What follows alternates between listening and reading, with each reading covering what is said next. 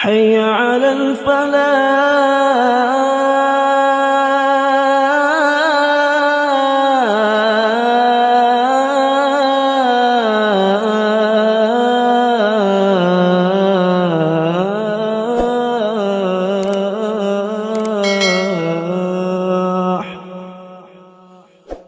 Ayat yang ke bukan 24 ya, ayat 27 belum diganti.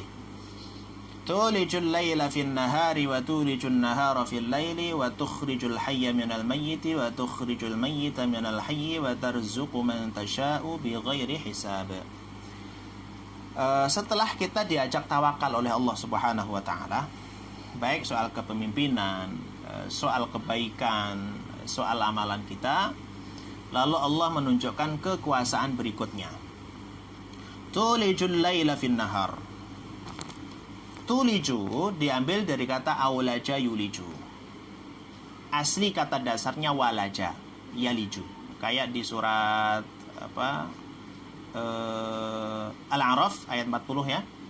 Innalladzina kadzdzabu biayatina wastakbaru anha la tufattahu lahum abwabus samai wala yadkhuluna al-jannata hatta yalijal jamal. Yalija di situ. Artinya masuk. Tuliju artinya engkau masukkan ya Allah al-laila malam fin nahari ke dalam siang. Menarik redaksinya. Seolah-olah pergantian malam dan siang itu di ayat ini gini. Jadi malam dimasukkan ke dalam siang. Jadi malamnya hilang.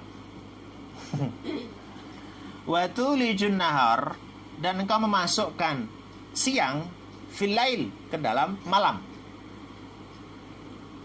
Jadi seolah-olah Allah itu mengganti malam menjadi siang, siang menjadi malam. Itu saling bergantian dan saling menutupi gitu. Jadi tulijul laila fin nahar wa tulijun nahara fil lail. Pergantian siang dan malam itu seolah-olah satu di antara yang lainnya itu memasukkan dirinya ke dalamnya. Jadi malam masuk ke siang, siang masuk ke dalam, ke malam. Artinya adalah Allah yang berkuasa mengganti siang menjadi malam dan sebaliknya. Nanti dari kata ini dapat kita pahami bahwa tidak samanya durasi antara siang dan malam ya berdasarkan ayat ini nanti ya. Yang kedua, selanjutnya wa tukhrijul hayya minal mayyiti. Karena Allah berkuasa mengganti siang menjadi malam dan memasukkan malam ke siang dan seterusnya, artinya mengganti siang malam. Dan ini hanya Allah yang berkuasa. Tidak ada sekuasa apapun, sehebat apapun manusia, mau jin, mau apapun, tidak mampu menggantikan siang menjadi malam. Dan itu tidak pernah telat kan? Oke. Wa tukhrijul hayya, dan engkau ya Allah mengeluarkan al-hayya, sesuatu yang hidup. Ini coba perhatikan, penting ini. Bagus. Engkau ya Allah sudah mengeluarkan sesuatu yang hidup minal mayyit, dari sesuatu yang mati. Dan sebaliknya, wa tukhrijul mayyita, engkau sudah mengeluarkan sesuatu yang mati minal hayy, dari sesuatu yang hidup. Hayyun itu hidup, kalau mayyit itu berarti mati. Kharaja yakhruju artinya mengeluarkan. Akhraja yukhriju. Jadi wa tukhrijul hayya, engkau mengeluarkan sesuatu yang hidup minal mayyit, dari sesuatu yang mati, dan mengeluarkan sesuatu yang mati dari yang hidup. Setelah itu wa tarzuqu man tasha, dan engkau ya Allah telah memberikan rezeki man kepada siapapun yasha tasha'u, yang engkau kehendaki bighairi hisab, tanpa perhitungan. Tuh. Jadi kalau Allah saja memberi kita tanpa perhitungan, kenapa kita sedekah? Dan padahal sedekah itu kembali ke kita, kita masih pelit coba. Kalau Allah memberi kita itu tanpa batas, tanpa perhitungan, kenapa kalau kita menolong orang itu hitung-hitungan? Sedekah ke masjid itu kan sebetulnya untuk kita sendiri, rumah Allah gitu. Itu masih hitung-hitungan. Giliran beli baju, beli batik, beli panci, beli motor, beli mobil, beli ini, itu kan diurus tuh. Padahal itu untuk diri kita sendiri juga ketika beramal. Bahkan kalau kita bersedekah, apalagi amal jariah, itu untuk kita untuk kita sendiri. Bahkan balasan itu kita terima tidak hanya di akhir tapi di dunia juga gitu. Jadi teguran keras bagi kita ketika ketika ada orang yang mengatakan Allah tidak memberikan rezeki, mustahil. Kenapa? Ayat ini mengatakan wa tarzuqu man tasya'u bighairi hisab. Tapi ingat di situ garis bawah man tasya, siapa yang dikehendaki. Artinya berarti tidak semua keinginan masing-masing manusia itu dipenuhi. Kenapa? Karena sesuai kehendak Allah. Kalau Allah nggak berkehendak, ya tidak. Kita menginginkan uang 1 miliar, tapi Allah menginginkan 500 juta. Ya sudah, 500 juta itu yang kita dapat. Karena Allah tidak menghendaki sebanyak yang kita inginkan. Jadi sekali lagi, rezeki di tangan Allah. Oke, coba kita pahami kandungannya. Itu nggak ada dalilnya ya, salah. Tulijul laila fin nahar. Tadi poin yang pertama, bagian malam dimasukkan kepada siang dan bagian siang dimasukkan ke dalam malam. Jadi artinya salah satunya mengambil kelebihan waktu yang lain. Jadi gini loh, logikanya seharusnya kalau ada 2 waktu, siang dan malam, itu seharusnya ya kalau waktunya 24 jam berarti ya 12-12 dong. 12 siang, 12 malam, itu normal harusnya. Tapi kan nggak gitu. Itu indah sekali ayat ini ya. Terkadang kita melihat malam lebih panjang daripada siang, dan terkadang siang lebih panjang daripada malam. Ini sangat bisa dirasakan di negeri-negeri atau di negara-negara 4 musim. Kalau di kita nggak terlalu kentara ya, nggak terlalu terlihat. Kita pun juga sebetulnya bisa kok. Tapi rata-rata sih kita imbang ya, walaupun nggak imbang banget, tapi tidak seperti kalau 4 musim, musim dingin, musim panas, musim gugur dan seterusnya itu masuk tulijul laila fin nahar wa tulijun nahra fil lail. Nah, Allah mengeluarkan yang hidup dari yang mati. Oke, gini. Tukhrijul hayya minal mayyit. Allah mengeluarkan sesuatu yang hidup dari yang mati. Kira-kira apa, Bu? Nah, contohnya ya ayam itu loh. Ayam itu netesnya dari apa? Dari telur kan? Telur itu mati atau hidup? Mati. Ayam kecilnya hidup. Nah, makanya Allah katakan Dia mengeluarkan yang hidup dari yang mati. Atau contoh lain apa? Manusia itu Allah ciptakan dari apa? Dari air nutfah. Nutfah itu mati atau hidup? Mati. Tapi kalau sudah jadi manusia, hidup. Kemudian dibalik oleh Allah. Wa tukhrijul mayyita minal hayy. Dan Allah juga yang mengeluarkan sesuatu yang mati dari yang hidup. Kalau ini apa? Ini tinggal dibalik. Jadi mengeluarkan sesuatu yang mati dari yang hidup. Ayam bertelur. Ayamnya hidup. Telurnya mati. Manusia sama kan? Nah, gitu. Bahkan ada penafsiran yang menarik. Contoh yang kedua, yaitu Allah mengeluarkan yang mati dari yang hidup adalah ketika ada orang muslim yang mengeluarkan anak atau melahirkan anak kafir. Kafir itu dianggap oleh Allah mati itu. Ya. Atau dibalik, melahirkan sesuatu yang hidup dari yang mati. Misalkan dia dilahirkan dari seorang yang kafir. Allah berkuasa. Di sini dibandingkan, dibenturkan atau diperbandingkan di antara 2 yang bertentangan. Pertama, malam dan siang. Yang kedua, hidup dan mati. Siapa yang bisa? Yang awalnya hidup, kemudian dikeluarkan dari yang hidup itu mati, dan dari yang mati Allah jadikan dikeluarkan dari sesuatu yang mati jadi hidup. Hanya Allah Subhanahu wa ta'ala. Apalagi biji-bijian. Biji itu mati, tapi kemudian Allah berikan sesuatu anugerah kepada si biji ini untuk membelah diri. Bahkan pembelahan dirinya itu kekuatan yang dimiliki sungguh sangat luar biasa. Kenapa? Karena bisa membelah tanah kan? Membelah tanah kemudian bisa muncul di permukaan, tapi akarnya tetap ke bawah. karena sebagai penguat untuk pohonnya atau batangnya. Itu Allah semuanya yang mendikte itu. Dan kalau kita lihat ini sepertinya nggak adil gitu. Contoh, pohon mangga itu kan ada gede-gede ya Bu ya. Pohon mangga, pohon duku, pohon kelengkeng itu gede-gede. Wajar kalau berbuah. Kita nggak berpikir gitu. Itu si semangka sama melon, pohonnya nggak segede mangga, tapi buahnya lebih gede daripada mangga. Di mana keadilannya? Gitu. Allah semuanya mengatur itu.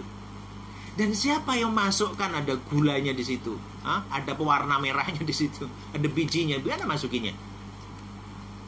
Dan bahkan ada pohon yang buahnya itu tidak mengenal musim. Kalau mangga kan mengenal musim tuh. Atau kelengkeng misalkan itu juga, atau duku atau durian itu ada musim durian, musim rambutan, musim kawin. Nah, ada loh, misalkan kelapa, ada nggak musim kelapa? Kenapa nggak ada musim kelapa? Karena manusia membutuhkan kelapa itu. Kalau buah, Masya Allah Bu, ini buah yang menarik ya. Buah itu kenapa musim-musiman? Karena sebetulnya menyesuaikan kondisi kebutuhan manusia. Jadi ibu itu kalau mau beli buah, nggak usah repot-repot nyari buah yang nggak ada. Musim mangga, udah makan aja mangga. Kandungan mangga itu sesuai dengan kondisi musim saat itu, gitu. Sekarang musimnya apa? Musim rambutan, ya udah makan aja rambutan, gitu. Selain itu mahal, sulit, itu bisa jadi nggak sesuai gitu loh. Ya, nah ini kalau yang pernah mengenal kebun melon atau semangka, itu masa panennya itu kemarau. Justru kalau musim hujan nggak bisa tumbuh tapi nggak bisa berbuah bagus. Itu menarik kan? Kenapa? Karena kandungan dari semangka itu kan kadar airnya tinggi gitu. Masya Allah, itu luar biasa ya. Dan degan, tahu degan ya? Degan itu kelapa muda.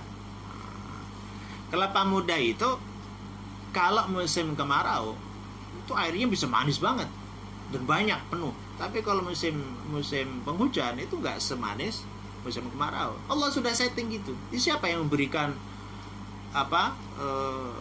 gula di dalamnya itu? Dan tidak semua warna merah itu kan manis. Itu kelapa hijau itu kulitnya, tapi manis dalamnya. Giliran cabai merah enggak manis, tapi malah pedes. Nah, kemudian Allah katakan, wa tarzuqu man tasha'u bighairi hisab. Tentang rezeki lagi. Kalau di ayat sebelumnya Allah Subhanahu wa taala mengingatkan kepada kita, innaka ala kulli syai'in qadir. Kalau di ayat ini Allah tutup dengan wa tarzuqu man tasha'u bighairi hisab. Karena di salah satu kekuasaan Allah adalah memberikan rezeki kepada siapapun yang Allah kehendaki, tanpa hisab, tanpa diperhitungkan, dan tidak khawatir ada kekurangan di sisi Allah. Allah nggak merasa khawatir nanti kalau saya berikan ini kurang lagi nanti saya nggak. Ya. Makanya siklus kehidupan, kematian, besar, kecil, dan seterusnya itu sudah Allah yang mengatur. Tidak ada campur tangan manusia. Jadi manusia itu seolah-olah hanya ngikutin yang sudah Allah takdirkan, yang sudah Allah tetapkan. Jadi nggak perlu kita ngeyel. Ibaratnya kita menapaki naik kereta, kemudian relnya itu kalau belok ya udah belok aja, ngapain harus ngotot lurus sih? Gerbongnya mau belok kok lurus saja, ya turun dari gerbong mati nanti. Ini sama, ikutin aja alurnya Allah gitu. Nggak usah disesali yang sudah tua, yang sudah sepuh, ya iman sudah Allah takdirkan. Kemudian nggak perlu disesali terlalu mendalam karena akan mendapatkan kesedihan. Jadi tataplah masa depan ini dengan kebaikan yang saat ini mampu kita lakukan. Kemudian jatah rezeki itu setiap makhluk sudah Allah tetapkan. Dan ketika kita berbicara rezeki, terutama dalam ayat ini, kata man tasya itu jadi penting. Artinya apa? Allah akan berikan rezeki kepada siapapun yang dikehendaki oleh Allah gitu. Coba di Tanah Abang itu, Bu. Di Tanah Abang itu ratusan, mungkin bisa ribuan kan, pedagang kain yang sama, pedagang baju yang sama, pedagang mukena yang sama, semuanya sama gitu. Tapi nggak ada yang tutup toko tuh. Semuanya itu laku dan semuanya ada labahnya. Kenapa itu? Karena Allah mantasya, Allah sudah memberikan rezeki pada mereka-mereka itu. Jadi ketika ibu datang ke blok A misalkan atau blok B itu, ibu itu sudah ditakdirkan, nanti ini rezeki kamu di lantai 5 pojok sana ya, pokoknya ke sana. Walaupun ibu muter-muter di LG atau LSG atau lantai 1 dulu, nggak ketemu, nggak cocok ini mah lantai 5 pojok, nyempil di sana. Allah sudah ukur, sudah atur itu gitu. Jadi kenapa kita harus risau, kenapa rezeki saya diambil orang, kenapa seharusnya tender ini sama saya kok sama dia? Nggak ada istilah rezeki seperti itu. Kalau Allah tidak menghendaki, walaupun sudah di depan mata, hilang gitu.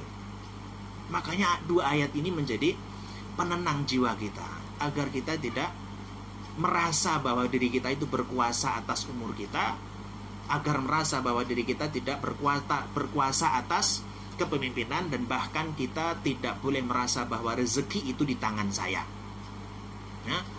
Dan kata mantasya yang kedua maknanya adalah rezeki itu di langit loh. Wa fis sama'i rizqukum, kata Allah, dan di langitlah rezeki kalian. Ini menarik. Ini coba direnungkan ya. Kata Allah, rezeki kita itu di langit. Kita hidupnya di mana? Di bumi. Terus nyari duitnya di bumi, kerjanya di bumi. Loh, kata Allah di langit, terus nyarinya di bumi, nggak nyambung. Tapi karena kekuasaan Allah, Allah itu bagi-bagi rezeki gitu loh dari langit sana. Jadi kita itu kalau pengen cari rezeki, ya silakan berusaha di sini sebagai sebuah sarana ibadah. Setelah itu serahkan kepada Allah, Allah akan kirim gitu. Jadi bukan berarti ngoyo di dunia tanpa ingat Allah. Itu namanya sombong. Seolah-olah lucu gitu ya. Rezeki kita taruh di lemari, anak saya suruh nyari di lantai. Sampai tahun jebat yang gak bisa ketemu. Saya suruh nyari itu untuk menguji saja, kira-kira anak itu taat gak sama saya. Kalau sudah mentok, kira-kira dia mau tanya siapa nih gitu. Ternyata tanya dukun. Ya kesel, tambah kesel kita. Makin kita umpetin itu rezekinya. Seharusnya anak itu menunjukkan ketaatan kepada saya sebagai orang tua, untuk menunjukkan dia melakukan sesuatu yang membahagiakan saya. Kalau saya ridho, saya bahagia, saya tunjukkan rezeki kamu sebenarnya di situ, di sana loh. Oh, kamu nggak bisa ngambil ya? Udah nih, ambilin. Gitu sebetulnya, simple kan? Maka di surat At-Tolak misalkan Allah jelaskan, wa may yattaqillaha yaj'al lahu makhraja. Siapa yang bertakwa kepada Allah, Allah akan berikan jalan keluar, solusi semua masalah. Wa tarzuqu wa may yattaqillaha yaj'al lahu yarzuqu min haitsu la yahtasib, dan Allah akan berikan rezeki yang dari arah yang tidak disangka-sangka. Jadi dua ayat sebagai bukti kekuasaan Allah atas kita, baik kepemimpinan, baik kebahagiaan, baik di situ kesengsaraan sudah Allah tetapkan, baik termasuk di situ adalah tentang hidup kematian kita, siang malam yang Allah gantikan, dan terakhir masalah rezeki yang sudah Allah atur sedemikian rupa. Nah, saya kira ini sebagai closing statement saya, hakikat kehidupan ini hanyalah menjalani ketetapan yang sudah Allah takdirkan untuk kita. Usaha adalah sarana ibadah dan kemudahan jalan untuk meraih keridhoannya. Jadi usaha itu hanya santai saja lah. Usaha itu hanya untuk sarana ibadah, untuk melancarkan sesuai dengan apa yang Allah gariskan untuk mencapai ridho Allah. Kalau Allah ridho, nggak perlu kita berusaha pun Allah akan kasih. Kadang-kadang beberapa hal. Tapi usaha kita akan menjadi sarana untuk kedekatan kita kepada Allah. Sabar dan syukur adalah senjata orang mukmin dalam menghadapi segala situasi dan keadaan. Terutama saat ini kita serahkan, baca sering-sering ayat ini, renungkan. Insya Allah kita tidak mengeluh dengan keadaan situasi yang bagaimanapun, karena kita dasari dengan sabar ketika musibah, syukur saat ada kenikmatan. Wallahu a'lam bishawab. Sekira ini yang saya dapat sampaikan. Kalau ada pertanyaan kami persilahkan. Hadanallahu ayyakum. Assalamualaikum warahmatullahi wabarakatuh. Alhamdulillahi rabbil alamin.